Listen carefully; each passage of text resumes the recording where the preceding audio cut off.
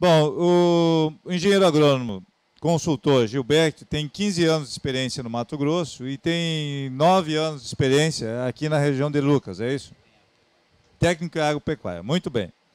Nós estávamos discutindo os problemas que nós estamos enfrentando no plantio direto. E tu tinhas conversado comigo, Gilberto, essa preocupação de como é que foi a transição do preparo convencional para o plantio direto aqui nessa região. Tu poderia detalhar um pouquinho isso para nós? Boa tarde. Sem dúvida nenhuma. Espero que possa contribuir e falar de palhada, tendo Zé Eduardo aqui de Lucas do Rio Verde, na verdade é um privilégio e um desafio. Então, quando você fala... Perfeito. Quando você falar em palhada, rotação, Zé Eduardo é professor nisso aí, a gente se espelha muito do trabalho que ele faz. E, sem dúvida nenhuma, como nós havíamos falado, uma preocupação muito grande é quando você fala plantio direto. O que é plantio direto? A transição do convencional do plantio direto foi feito de que forma? Na plateia aqui está o colega da empresa, seu Laércio, com uma experiência de 30 anos na região, e é um desafio no dia a dia, justamente quando você fala o plantio direto com palha, sem palha, como é que eu estruturei o solo. Aí a gente volta um pouco para trás e a gente lembra que a gente fez a transição do convencional para o plantio direto num ano. Nós fizemos as nossas operações de correção na seca. Com que implemento? Nós fizemos a amostragem de solo 0 a 20, jogamos a lanço, e quando fizemos incorporado, conseguimos na seca fazer, dependendo do implemento que a gente tinha naquela época também, a 5 centímetros. Então são desafios simples que a gente começa a ver hoje, quando a gente vai escarificar ou aerar, que deveria ser feito, se gostaria de ser feito com culturas, mas em função de área, em função de clima, se faz com equipamentos, e aí você se depara escarificando uma área de 20 anos de plantio, aonde você começa a encontrar raízes lá de estoca ainda a 20 centímetros, ou seja, é o desafio do dia a dia, formar palhada, trabalhar perfil, sistema radicular. Então, não tenho dúvida nenhuma, a viabilidade, a sustentabilidade a longo prazo passa numa rotação. E o que nós temos hoje ainda é sucessão, com exemplos que nos alegram. Sucessão quem faz é o Eduardo. Nós fizemos, rotação. Nós fizemos sucessão. Tá bem, depois nós vamos chegar lá no Eduardo. Mas por enquanto, então, eu queria dizer que a tua avaliação foi de que nós fazíamos um preparo convencional que não era de excelência, era um preparo convencional, vamos dizer assim, ruim, e passamos para o plantio direto sem nos preparar para isso. E nós estávamos discutindo que, aliado a isso, muitas vezes, com 10 dias de sol aqui na região, as culturas já começavam a sentir.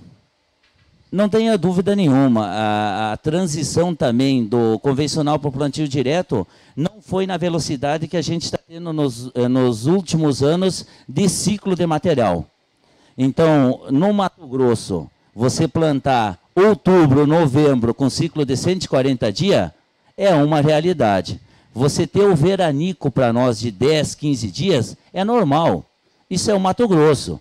Agora, você ter essa condição com um material plantado em setembro, com um ciclo de 110 dias, e você não ter uma cobertura ideal, e você fazer esse plantio sem um acumulado de água, é quase desumano. Aí nós vamos para a questão de plantas, aí eu estou sendo desumano com essa planta. Eu não estou sendo realista, esperando um potencial produtivo que a nossa região, que o nosso solo, que as bases genéticas e investimento nos proporciona. Ou seja, buscando, o que foi comentado há pouco, belíssimo exemplo de 8 mil vagens numa planta. E muitas vezes nós não conseguimos, e nós buscamos produzir 20 gramas numa planta.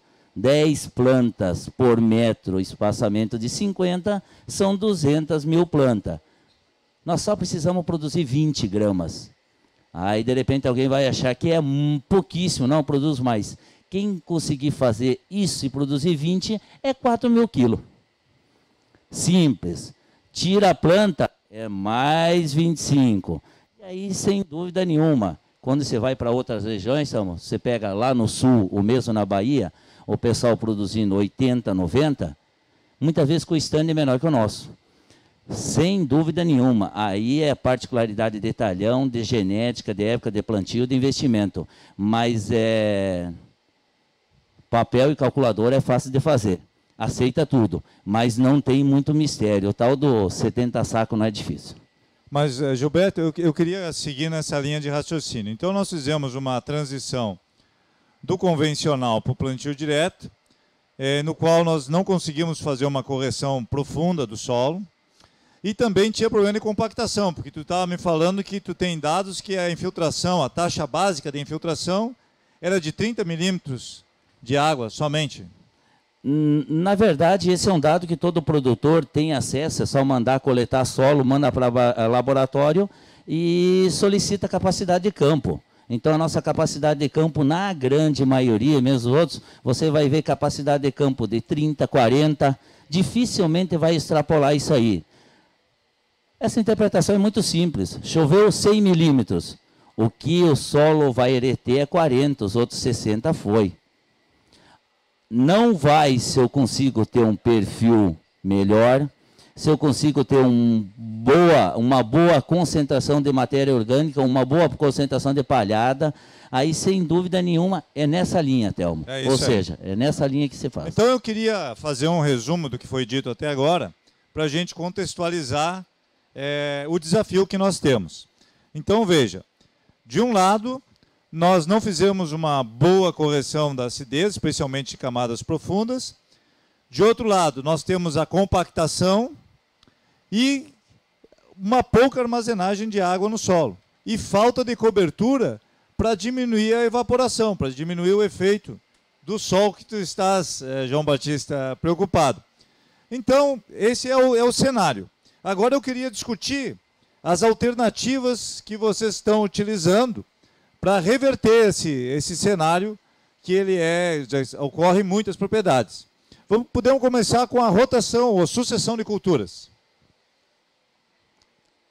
Volto a falar, nós fizemos dentro do grupo, nós fizemos sucessão de culturas. Então nós temos por premissa 100% da área é ocupado com a cultura de soja, e aí entra na sucessão a cultura de milho. Claro que a cultura de milho ela não contempla na íntegra a área, em função de textura, época e também a questão de mercado. Mas aonde não vai milho, toda a área é coberta com cultura, na sua totalidade gramíneas, está entrando muito também a questão de crotalária, mas sem dúvida nenhuma que se vê, há pouco eu comentei do Zé Eduardo, uma cobertura onde eu tenho um consórcio de coberturas. Então, eu tenho nesse consórcio nabo, crotalária, milheto, várias elas, onde eu tenho também sistemas radiculares distintos, onde me auxiliam na descompactação, o outro me auxilia no manejo de nematóide, o outro me auxilia com uma produção de matéria seca que automaticamente me recicla potássio. Então, sem dúvida nenhuma. Agora, por questão de mercado, logística, tudo, não tenha dúvida nenhuma. Eu até exemplifico muitas vezes o seguinte, me corrija, Dirceu, quando entrou o Sternectus lá, o raspador no sul, não é que o sul quis plantar milho, se viu obrigado a plantar milho. Se viu obrigado, foi obrigado a fazer. No momento que plantou milho, no outro ano aconteceu um troço que ninguém não estava, até todo mundo se assustou. Colheu 10 sacos de soja a mais sem fazer nada. Quando começou a ver um troço disso aí, disse, opa, o que está acontecendo? Tenho convicção, tecnicamente, que a hora que nós fizermos isso também no nosso solo, não sei qual vai ser a resposta, mas ela vai ser positiva com toda certeza. Agora também tem o outro lado. A viabilidade dessa rotação, mercado de milho, todo mundo fazer, não fazer, também são várias coisas que tecnicamente elas são efetivas, mas economicamente elas não se encontram em caixa muitas vezes. Então, diferente do que foi comentado, é o seguinte, eu preciso ter o encaixe técnico e o econômico, porque senão é o seguinte, não basta ser tecnicamente correto se o produtor se não manter na atividade. Então, é delicado, isso é penoso. Mas quanto por cento da área, então, que é de soja, você cultiva com milho na sucessão e quanto você deixa para revitalizar, para reestruturar o seu solo? O sonho era a gente poder revitalizar 1/3 da área. Mas, na verdade, o que acontece hoje, em função de mercado, se vai na cultura de milho de sucessão, onde se chega até 80% da área. Até 80% da área e os outros 20%, então, é destinado com crotalária, sorgo forrageiro e o mileto. Bom, eu gostaria de aprofundar nesses debates, eu tenho procurado descer um pouquinho no detalhe para que a gente possa ter uma compreensão do sistema. Você tem utilizado a adubação de sistema. Tu poderia detalhar para nós como é que vocês têm manejado a adubação de fósforo, potássio e enxofre? O seu Laércio está aí, me auxilia, me corrige aí, mas sem dúvida nenhuma começou a se entender como são 2 culturas ao ano. Então, era muito oneroso para o solo eu fazer soja e depois vir na sucessão do milho, onde há 6, 7 ou 10 anos atrás se colhia 70, 80, e hoje se vê como muitos produtores aqui da região produzindo 140, 150 sacos de milho por hectare. E aí tu começa a ir para uma relação de extração e exportação, onde tu começou a produzir grão, e a extração sai via grão, principalmente do fosfatado. O potássio, tu tem um milho, é uma ferramenta fantástica, porque ele recicla aí 80% aí do potássio que ele utiliza para a formação da matéria seca, mas com relação a fósforo também, acontece o que o Dirceu há pouco comentou. Tu começou a trabalhar com uns níveis um pouco mais altos, aonde se pensava, puta, está aumentando o custo. Não, eu estou aumentando o meu investimento. Então, o custo é você não ter retorno. A hora que você consegue trabalhar em investimento, mas isso também nós estamos falando, que há pouco você comentou, nós estamos falando de um universo de 9 milhões de hectares, isso que eu estou falando é específico por talhão. Então, faça as palavras do Dirceu aí, ó. Você dá comida para quem te retorna. Você vai pela aptidão. Se você tem fazendas ou talhão, e isso cada um é peculiar de cada fazenda, de cada região. De repente eu vou estar falando alguma coisa, eu vai investir num talhão que a aptidão dele é os 50 sacos. Encontre a forma de viabilizar os 50 ou vá para uma outra atividade. Mas dentro da fazenda você também tem talhões de 100 sacos que ele está te avisando, pedindo, diz, me ajuda um pouquinho que eu vou te dar 100. Então, é bem peculiar isso aí, por região e por fazenda. Nós vamos voltar ao tema, mas eu sempre queria ir pontuando. É muito importante, quando a gente passa a fazer uma sucessão, que a gente faça esse balanço de quanto está saindo via grão para repor isso. É muito importante manter o solo sempre equilibrado. Mas tu tinha me comentado que vocês têm uma atenção especial à calagem e a entrada de enxofre. Você sabe que eu sou um pesquisador que gosto muito desses temas. Tu poderia detalhar para nós como é que vocês manejam a questão da calagem e a importância do enxofre no sistema produtivo? Com relação à calagem, não tenha dúvida nenhuma. São 2 fontes aí, é um trabalho de uma vida do seu Laércio na região. E você pega o seguinte, é uma das fontes mais baratas de eu tamponar solo. Se não vou trabalhar com cálcio e magnésio equilibrado, eu vou ter outros, ou mesmo indisponibilizando fertilizante.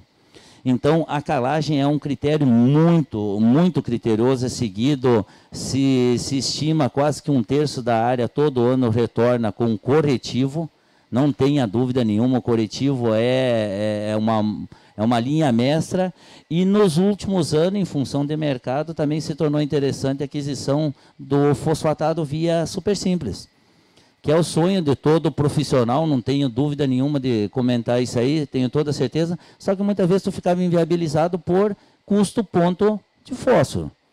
Agora, os últimos anos se tornou uma relação interessante, e aí é um produto espetacular que tu tem cálcio e enxofre. E aí nós vamos para uma regra, onde eu faço uma sucessão, onde eu tenho soja, que já é extremamente importante, é uma planta que a maior demanda dela vai para nitrogênio, e depois eu tenho milho, que meu aporte, muitas vezes, de fertilizante de maior investimento é o nitrogênio. E se eu não tiver um equilíbrio de enxofre, existe uma relação direta.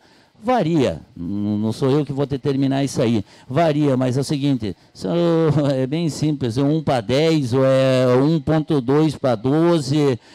Se eu não tiver o enxofre, na planta simplesmente não é que ela não vai absorver, mas ela não vai aproveitar esse nitrogênio. Então existe uma relação direta nisso aí. Além do que tu falaste, Gilberto, o que eu queria destacar para os senhores é que, além do enxofre ser muito importante para a nutrição da planta, ele é muito importante para nós aprofundarmos o sistema radicular e para que nós tenhamos a mobilização vertical das bases no perfil, fazendo com que nós tenhamos uma camada de enraizamento. Então, esse programa de calagem, ele é muito bem complementado com a adição do sulfato e também do nitrato, certo? Então, esses componentes aí vão nos ajudar a quimicamente melhorar o perfil. Mas vocês fazem também algumas coisas interessantes, e eu estou aqui com o nosso especialista em sementes, o professor Paulo Djalma, e eu queria escutar um pouquinho a respeito da importância da semente na produção e depois na distribuição da semente. Como é que vocês fazem a distribuição das sementes, a semeadura na GGF? Com relação à semente, hoje de manhã, quando estava do Ministério da Agricultura, desculpa, isso aí, o Guerra, a gente tem um contato, e aquele sempre a gente estava até comentando, como é branda a legislação brasileira quando você fala semente. Quando sai fora, começa com outros, o pessoal quase não acredita que uma legislação demanda 80 de germinação e nem fala nada de vigor, então é uma lástima. Claro que nós nos defendemos o quê? Procurando parceiros que você olha no olho do cara e tu tem uma relação saudável. É o que nós temos para fazer e é dessa forma. Quanto à semente, não tenha dúvida nenhuma, é o componente mais importante, com exceção de biológicos, outros, é o ser vivo. Então, o restante aí, tu dá um dia antes, um dia depois, 10 quilos a mais, 10 quilos a menos, é o seguinte, muitas vezes tu consegue ainda te dar uma margem. Agora, a semente é o crucial, porque você tem o seguinte, a gente sempre brinca, você tem um momento para fazer o trem bem certo e todo o ciclo para se orgulhar do que você fez bem, ou todo o ciclo da planta para ver que você fez. Então, assim, diretamente de semente, resumindo, é isso. Germinação e vigor é tudo. Na verdade, é o seguinte, como eu estou na intempérie de pegar um excesso de chuva, um veranico, se expressa mais ainda isso aí. Não tenha dúvida nenhuma. Quanto à distribuição, como são áreas grandes, e aí áreas grandes quando eu digo assim, para quem veio do sul falar em talhão de 400, 500, 600 hectares, você faz porque o que acontece? As máquinas são grandes, tu precisa otimizar isso aí. E aí uma questão bem simples que tem, o tal do mapa de textura de solo no bolso do talhão. Você tem um talhão com uma variabilidade muito grande, você tem talhões, no nosso caso, tem fazendas onde o talhão inicia com 45, 50 de textura e termina com 12. O mapa de textura tem que estar no bolso, porque ele que me direciona o sentido de plantio quando a topografia me possibilita. Na hora de comprar isso aí, um exemplo que nós estávamos comentando, 14 sementes, 14 plantas, porque não me importa a semente, me importa a planta colheita. Para eu fazer o cálculo, para o papel, a calculadora aceitar, eu preciso ter as 200 mil plantas no final. Porque senão eu tenho 20 gramas, mas eu só tenho 150. Não adianta. A questão da textura é muito importante no nosso caso, que é bem simples, porque se você, na textura alta, o teu percentual de perda é muito baixo, tu tem retenção de água, tu tem palhada, tudo. Quando tu vai para a textura de areia, teu percentual de perda é temperatura, tudo.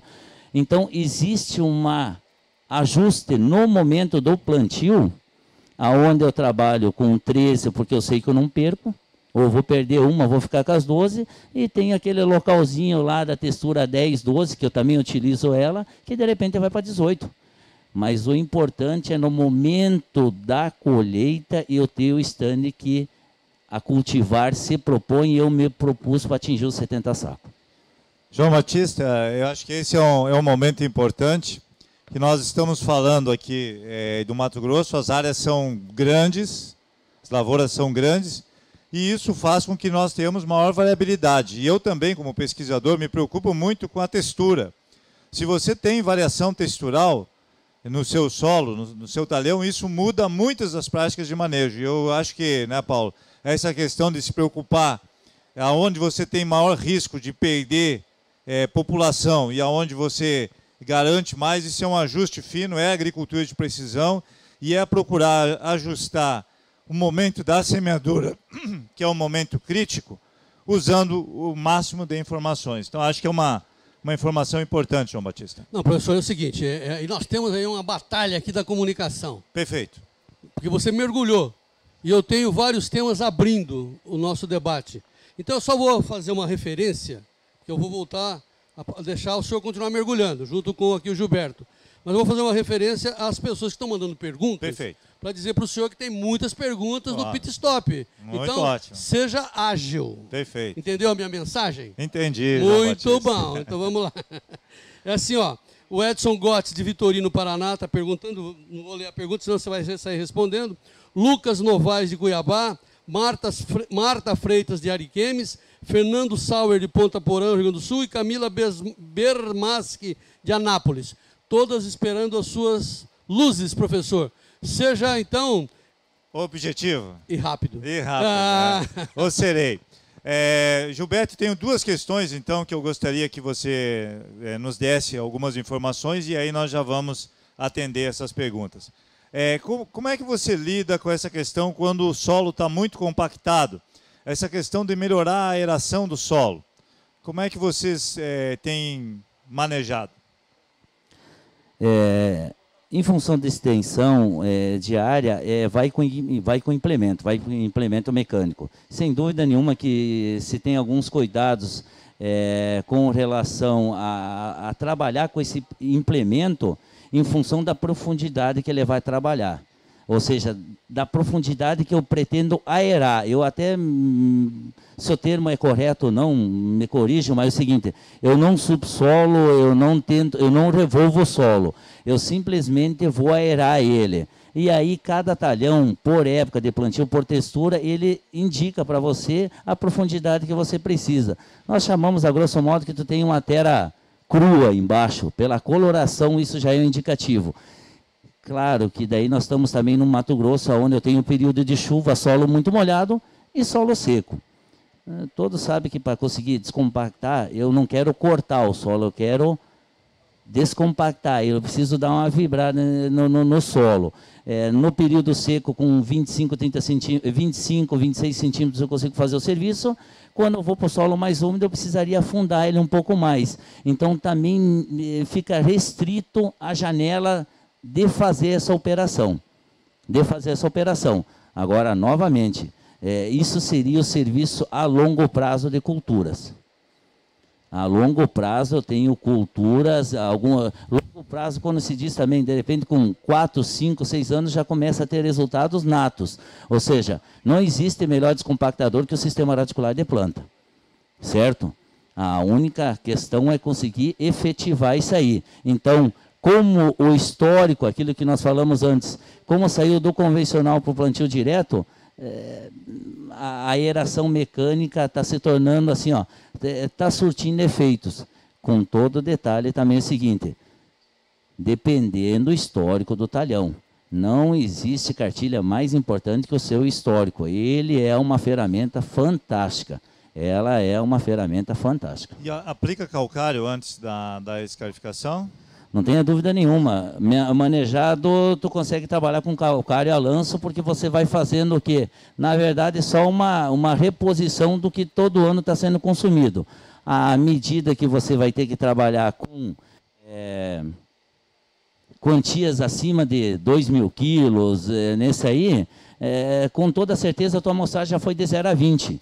Se você trabalhar com volumes acima disso aí, todo ele a lança, você corre o risco de deixar esse calcário. É o seguinte, se você jogar uma saturação em 0,5 centímetros muito alta, é onde vai estar alojada a tua semente. Então, existem vários critérios que tem que ser antenado à questão do corretivo. Novamente falando, se tu tiver que fazer um trabalho de 0 a 20, 0 a 25, provavelmente vai ter que trabalhar com doses de calcário. Se for fazer numa vez, todo técnico, todo agrônomo, todo produtor vai ter essa assessoria com relação a se demanda incorporar nesses 20, 25 centímetros. Então, é uma questão delicada, mas tem que ser avaliado com muito critério.